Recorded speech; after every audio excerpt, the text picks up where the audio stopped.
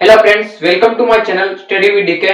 Channel पर नए हो तो चैनल को सब्सक्राइब कर देना, बेल आइकन बटन को प्रेस कर देना। वीडियो अच्छी लगे तो वीडियो को लाइक जरूर करना।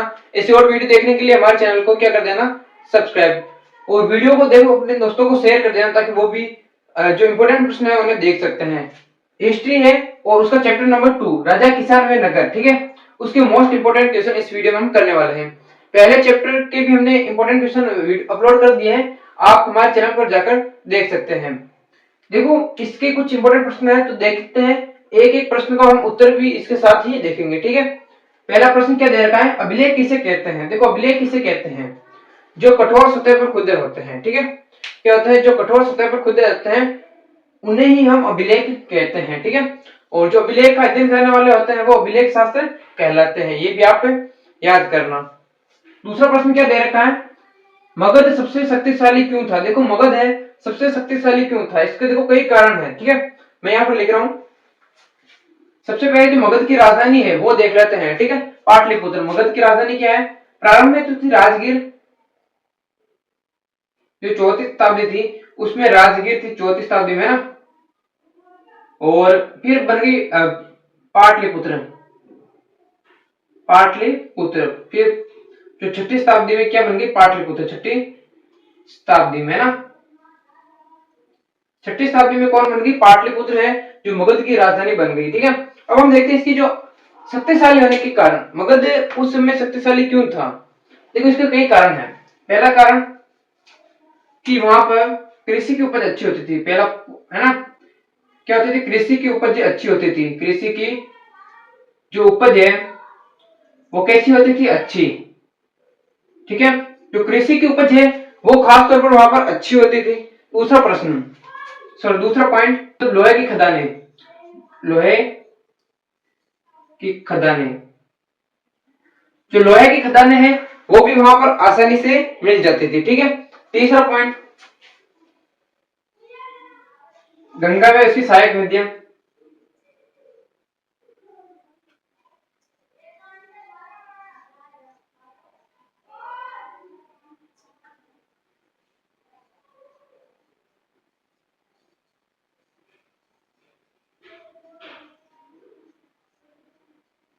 जो गंगा में उसकी सहायक नदियों से जो आवागमन है वो सस्ता व सुलभ होता था। तो 3 पॉइंट हो गए। चौथा पॉइंट क्या लिखोगे आप, हाथियों की उपलब्धता। क्या लिखोगे, हाथियों की अच्छी उपलब्धता, हाथियों की उपलब्धता, है ना।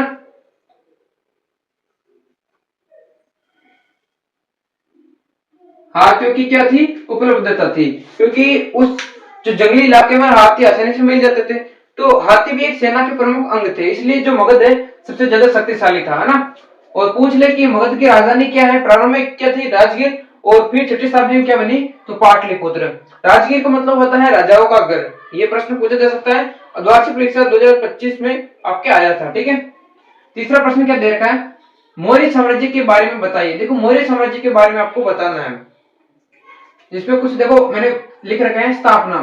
जो मौर्य साम्राज्य है उसकी स्थापना कब होती है और कौन करता है। तो मौर्य साम्राज्य की जो स्थापना है 321 ईसा पूर्व में होती है और चंद्रगुप्त मौर्य करता है। कौन करता है, चंद्रगुप्त मौर्य करता है, ठीक है। राजनीतिक केंद्र, यानी कि मौर्य साम्राज्य के 5 प्रमुख राजनीतिक केंद्र थे, जिसमें एक तो थी उसकी राजधानी पाटलिपुत्र, 4 प्रांतीय क्षेत्र थे, ठीक है। कौन कौन से थे, एक तो तक्षशिला, ठीक है, उज्जैनी, तक्षशिला, उज्जैनी, तौसली और स्वर्णगिरी, ठीक है।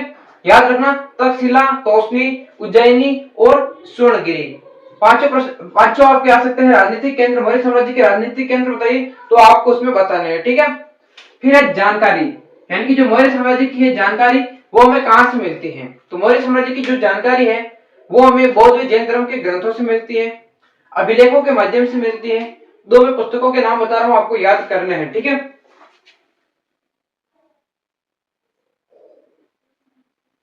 एक तो है चाणक्य, जिसकी पुस्तक का नाम है अर्थशास्त्र।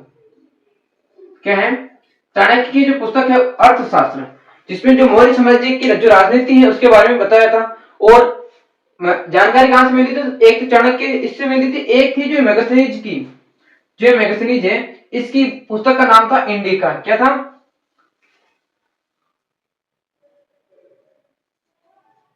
ठीक है। एक इसकी जो इंडिका है इससे जानकारी मिलती थी, एक चाणक्य की अर्थशास्त्र मिलती थी, एक जो मेगास्थनीज की जो इंडिका है उससे मिलती थी, बौद्ध जैन धर्म के ग्रंथों से मिलती थी। इसके अलावा आप एक और लिख सकते हो, अभिलेख है उससे मिलती थी, एक जो अभिलेख से मिलती थी। ठीक है, तो चारों पॉइंट आपको लिखना है। ठीक है, चौथा प्रश्न देखते हैं, मेगास्थनीज द्वारा सैनिक गतिविधियों का संचालन का उल्लेख बताइए। देखो जो मेगास्थनीज है वो अपनी इंडिका में मौर्य साम्राज्य की जो सैनिक गतिविधियों का उल्लेख करते हैं, इसमें एक समिति थी, उसकी 6 उप समितियां थी। ठीक है, 6 ही उप समितियों का आपको नाम याद होने चाहिए। ठीक है, पहली है नौसेना का संचालन, क्या है, नौसेना का संचालन। दूसरी है खान पान तथा यातायात का संचालन, क्या है, खान पान तथा यातायात का संचालन। तीसरी है पैदल सेना का संचालन, तीसरी क्या है, पैदल सेना का संचालन। चौथी क्या है, हाथियों का संचालन, क्या है, हाथियों का संचालन। पांचवी है अश्वारोहियों का संचालन,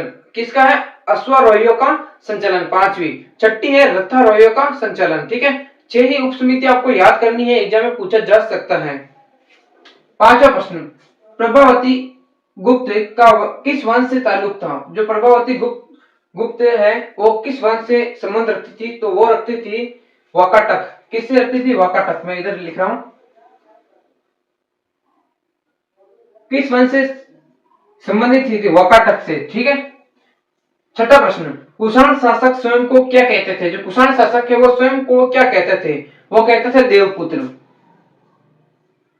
क्या कहते थे, देवपुत्र या देवतुल्य भी आप इसमें लिख सकते हैं। ठीक है, सातवां प्रश्न, सरदार के कार्य बताइए, 3 सरदार राज्यों के नाम लिखिए। ठीक है, सरदार है, सरदार के कार्य बताना है, 3 सरदार राज्यों के नाम लिखने हैं। ठीक है, तो सरदार के कार्य सुन ली, जो विशिष्ट अनुष्ठान है उसका संचालन करते हैं, युद्ध के समय नेतृत्व करते हैं और विवादों को सुलझाने में मध्यस्थता की भूमिका निभाते हैं। तीनों पॉइंट आपको याद करना है। इसके 3 सरदार राज्यों के नाम, 3 सरदार राज्यों के लिखो, चेल, चोर, पांडे। ठीक है, 3 सरदार राज्यों के नाम लिखना है, चेल, चोर, पांडे। ये किस राज्य में है आपको भरना है, नक्शे में देखना है एक बार। ठीक है, आठवां प्रश्न, अशोक, जो अशोक का दम है उसका वर्णन कीजिए। अशोक का दम का वर्णन कीजिए। देखो अशोक ने अपने जो साम्राज्य को अखंड बनाए रखने के लिए दम नामक जो धर्म है उसका प्रचार किया। ठीक है, ये कब किया, जो कलिंग पर विजय प्राप्त की उसके बाद। ठीक है, दम का प्रचार किया। इसके जो विस्तार के लिए, प्रचार के लिए दम महामात नाम के जो अधिकारी रखे, किस, कौन रखे, दम महामात, दम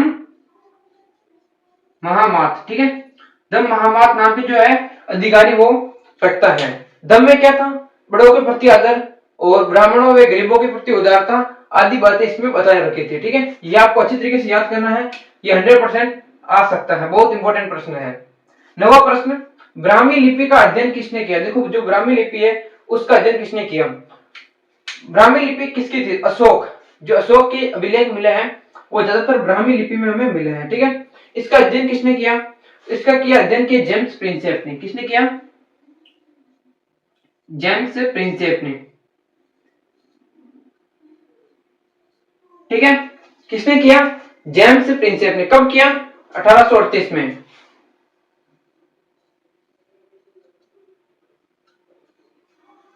ठीक है, कब किया, 1838 ईसा पूर्व में, सॉरी 1838 ईस्वी में। ईसा पूर्व नहीं होगा, 1838 ईस्वी में।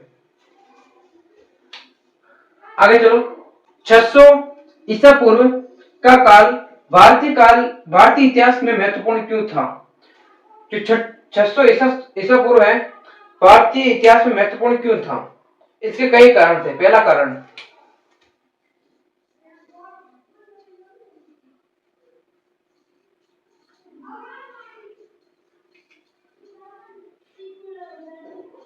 जो बौद्ध जैन धर्म है उसका विकास।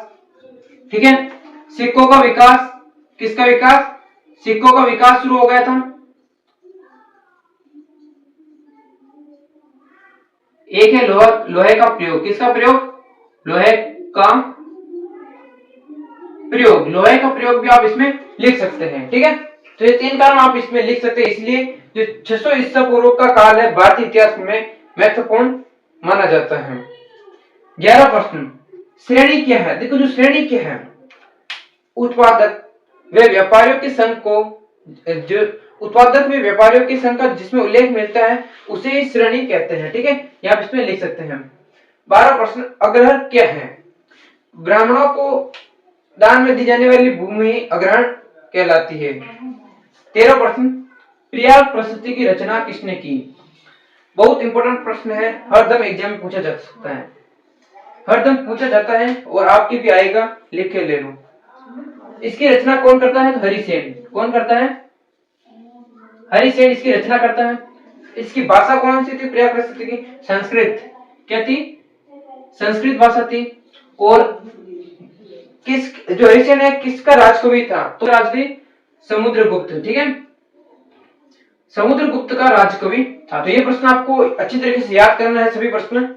चैनल पर नए हो तो चैनल को सब्सक्राइब कर देना ताकि आने वाले हर एक चैप्टर के जो इंपॉर्टेंट प्रश्न है आपके पास पहुंच सके। जय हिंद, जय भारत।